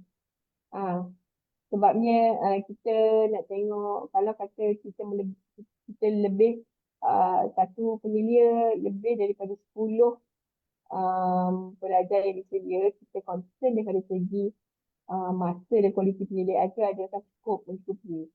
Cuma saya tak pasti, mungkin ada amalan di PPT Prof. Sufi ataupun Prof. Zahra yang boleh bantu untuk jawab soalan ni lah. Kalau ikut kami 1/10 ratio penyediaan untuk student by research. Maknanya dia yang score tu banyak kan, yang committee members kan. Dia bukan yang maknanya kita letak 1/10 overall puan. Yang puan kata tadi lah, yang overall kan tak ada 10 dia. tu ada dalam standard kita memang letak macam tu. Tapi 1/10. kita Memang tak itu define kita mesti selaras kita semua standard program kita memang letak 1/10. Kita itu adalah yang 1/10.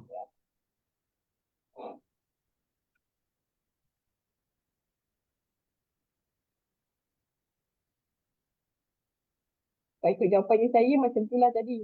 Semuanya yang bila melibatkan dia kata ada community ataupun dual solution tu, saya pun tak pasti macam mana dia punya pelaksanaannya di universiti. Tapi kalau kata Prof. Aida tak. Okey. Prof. Aida ada tak untuk tanya secara live, boleh kita benarkan kita bagi Prof. Aida tanya lah Sekejap sebab tapi tak boleh lama sebabnya nanti kita ada few specialist. Okay. Assalamualaikum warahmatullahi wabarakatuh. Saya nak terima kasih ya. 1 minit je. Cumanya tak apa, kita faham sebagaimana yang telah diterangkan, the standard is 1/10. Cuma pengiraan tu tertakluk ya kepada PPT ya. Sama ada kita kira 1/10 tu daripada penyelia pertama saja ataupun kita akan kenakan kiraan itu kepada the second supervisor ataupun members of the committee. Itu masih boleh dibincangkan di peringkat PPT. Betul ke? Okey, alright. Okey, clear? Betul, Prof. Terima kasih banyak. Terima kasih. Kita Assalamualaikum. faham research university. Sebab kita memang melebihi pun. Baik. Okey, terima Okey. kasih ya. Okey. Terima kasih.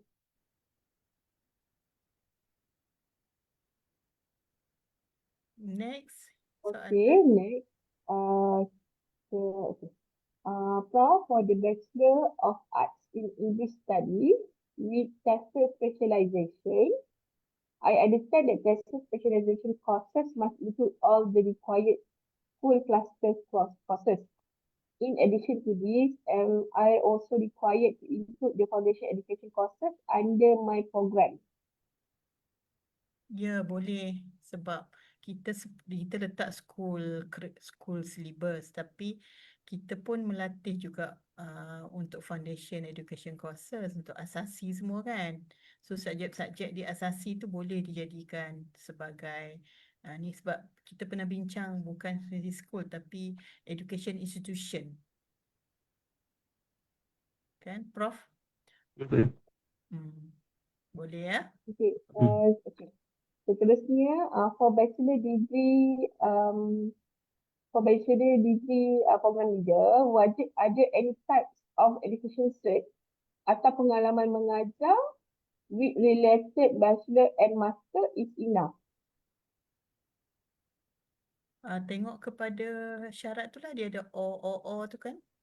Jadi ada yang master tapi pengalaman tu dia kira. Yang pertama tu kan mesti ada degree-degree kan. Tapi yang Betul. bawah-bawah tu kan Dia ada, kena kita tengok balik rujuk lah. kat dokumen tu lah. Okay, seterusnya, with reference to resources, what does having school for practicum imply? Does this imply listing the school where their student will be placed for their practicum? Oh, yang resources tu. Uh, School for practical imply. Okay.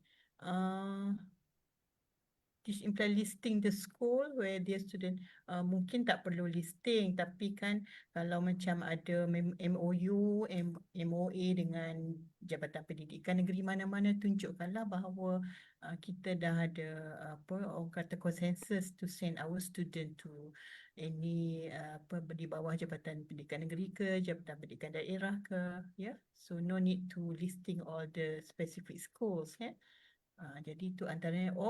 Also you have MOA with private institution, private school, so also covered in this reference, these resources lah. Okay. Can history of education be combined in educational philosophy? Boleh tak history of education combine dengan educational philosophy? Boleh. Tu Asma dah jawab tadi. Ada dalam tu. Okay. Dia mesti Seterusnya, ini berkenaan dengan academic staff, berkenaan dengan kandidat yang mendapat bachelor ataupun master degree melalui APEL, boleh diconsider, boleh di-accept sebagai academic staff considering the related industry experience. Cuma dikata dimohon jelaskan perkara di atas, bagaimana pula bagi calon yang tiada ijazah sarjana muda, ada master bukan pendidikan dan PhD pendidikan, adakah situasinya sama?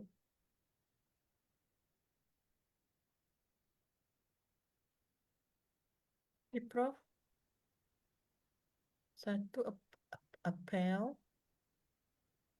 Apa maksud kat sini, katakanlah seorang academic staff tu dia acquired master pendidikan dan juga PhD pendidikan melalui laluan APEL.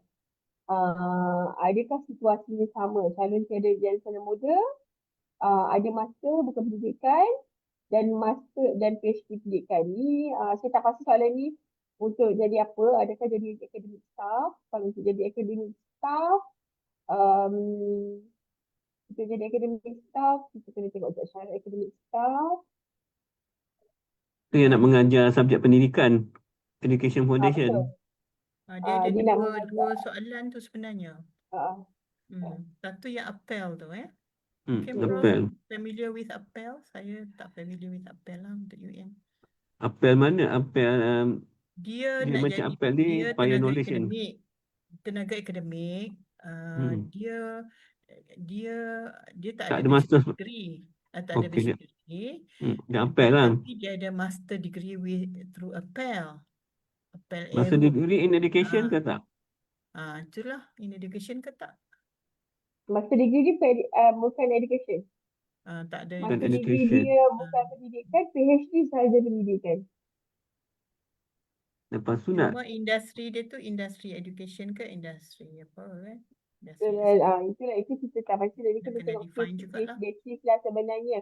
Untuk case ni, saya punya penjelasan adalah kita tengok case basis.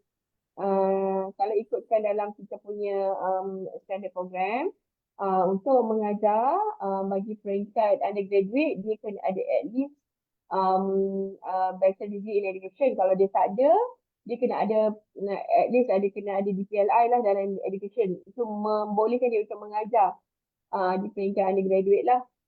Ataupun untuk bachelor degree pula dia kena ada dalam kes ni mungkin dia tak ada bachelor degree, tapi kita kata dia ada kelayakan lebih tinggi, PhD pendidikan. Jadi kita kena tengok juga working experience yang dia ada tu adakah related dengan teaching experience lah. So benda-benda tu kita kena tengok case to case basis lah. Untuk soalan ni, kalau kata memang participant ada, kita kata ada soalan yang macam lebih lengkap lah, maksudnya dengan akademik staff punya background sebagainya, nanti kita minta di email kepada MTA lah. Okey, seterusnya Kalau ikut saya yang kedua tu dia tidak ada ikhtisas. Dia PhD pendidikan, dia hanya more on dia bukan ikhtisas. Kecuali dia ada pengalaman mengajar yang seperti yang tersurat di dalam dokumen lah. Dokumen itu. Tapi kalau dia just ada PhD pendidikan, tapi sarjana muda dan master non-education, dia bukan ikhtisas. Ini bukan. dia kan, tapi kita dah cakap academic staff yang nak ajar education foundation punya komponen kena wajib ada ikhtisas lah. Selain ni mungkin dia boleh mengajar tetapi dalam bidang ni sahajalah. So untuk education foundation kalau dia tak ada ikhtisas dia tak boleh mengajar lah. Itu sahaja. Untuk jadi academic staff tak ada masalah. Seterusnya kita kena laju sikit. Saya rasa saya akan stop by 11.50.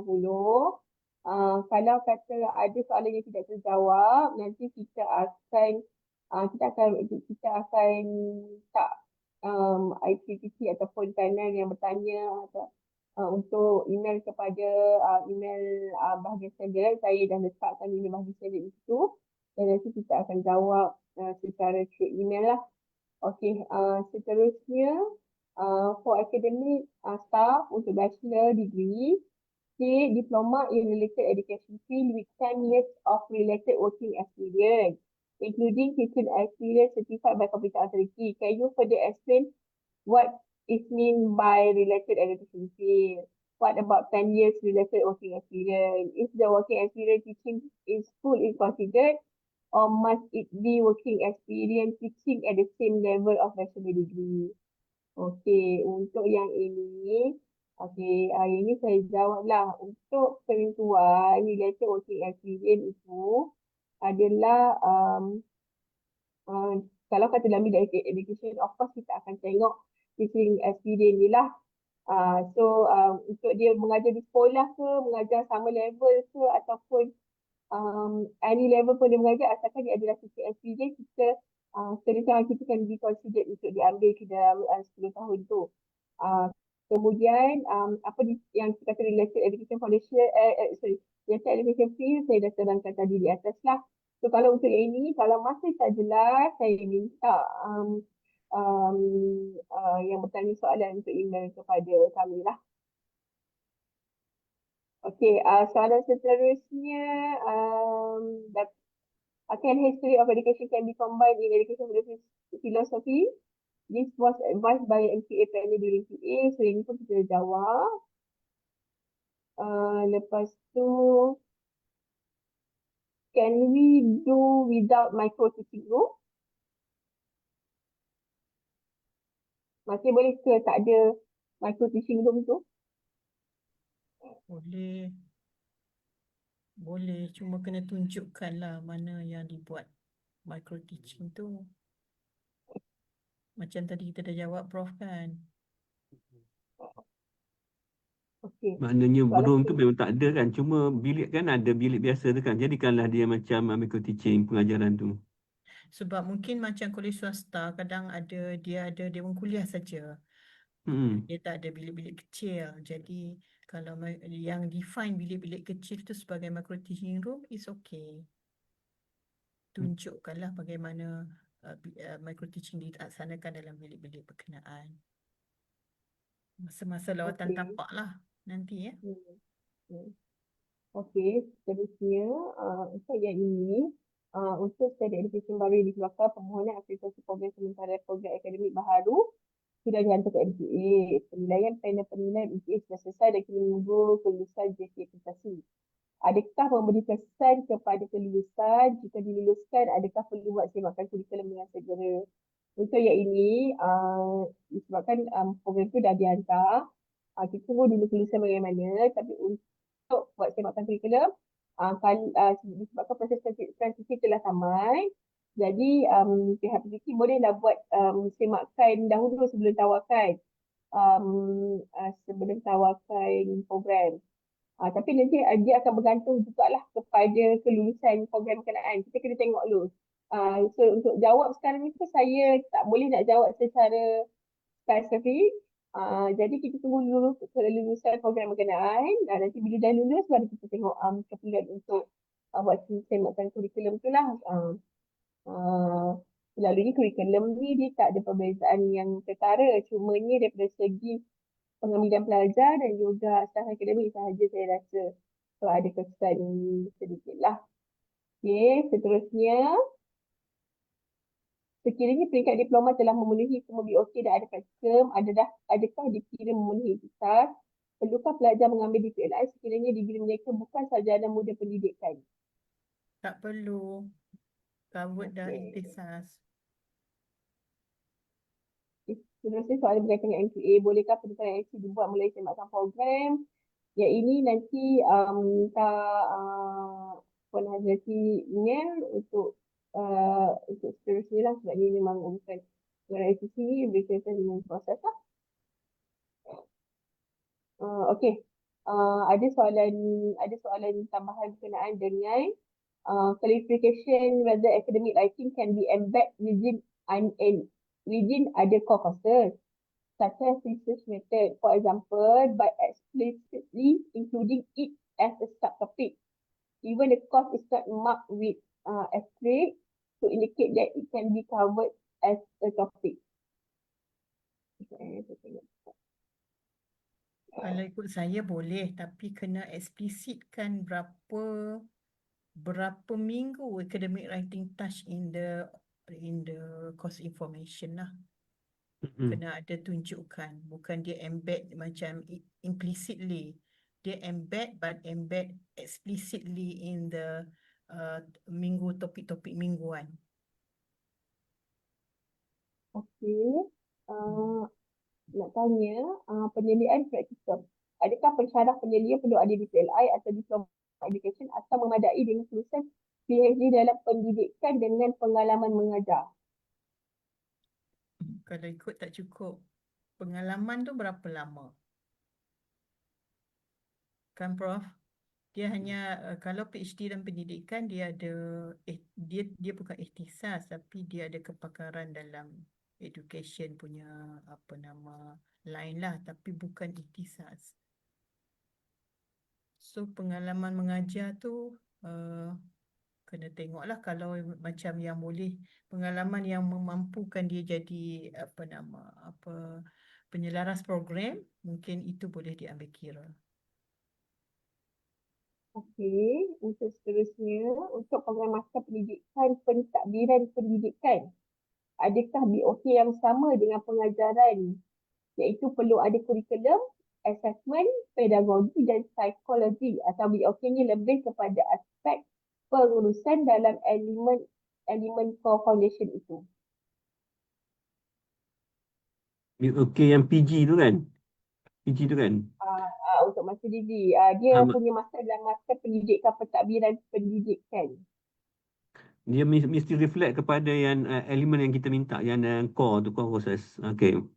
Okey, perlu ada elemen kesedaran untuk Nanti okey dimasukkan. lah masa dia buat macam benda macam tu lah, dia related dengan benda tu. Kalau langsung tak ada, tak boleh.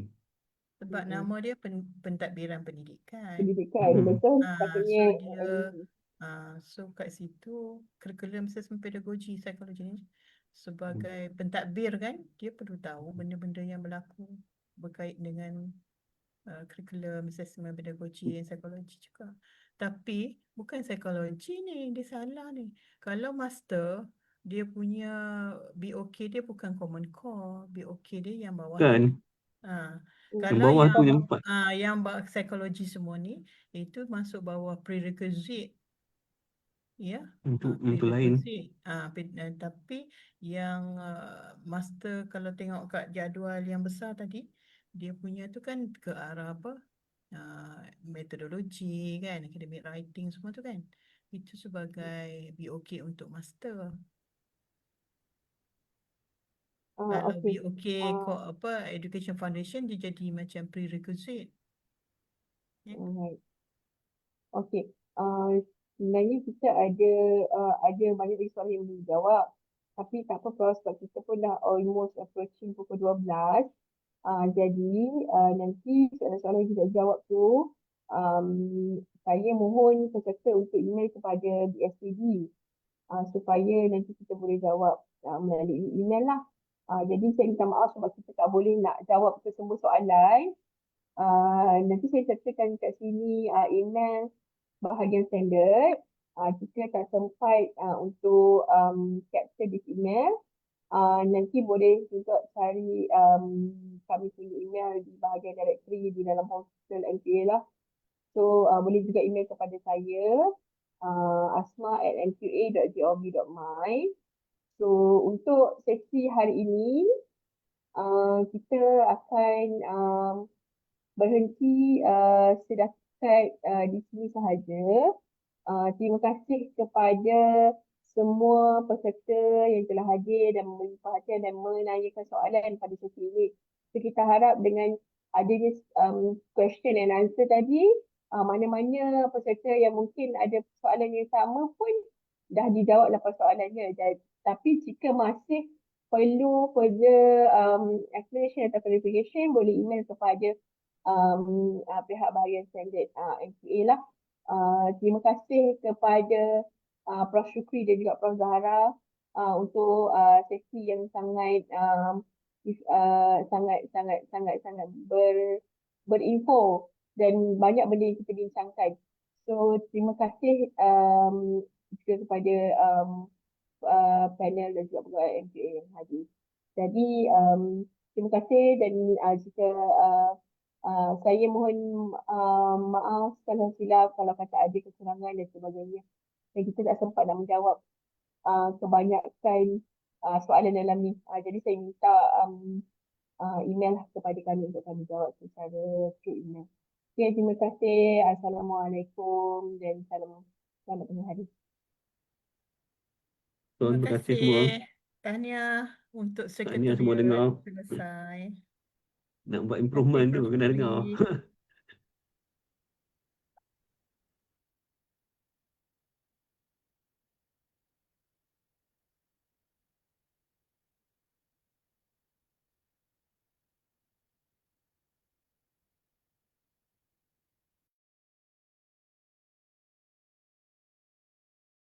So kita boleh keluar lah ya.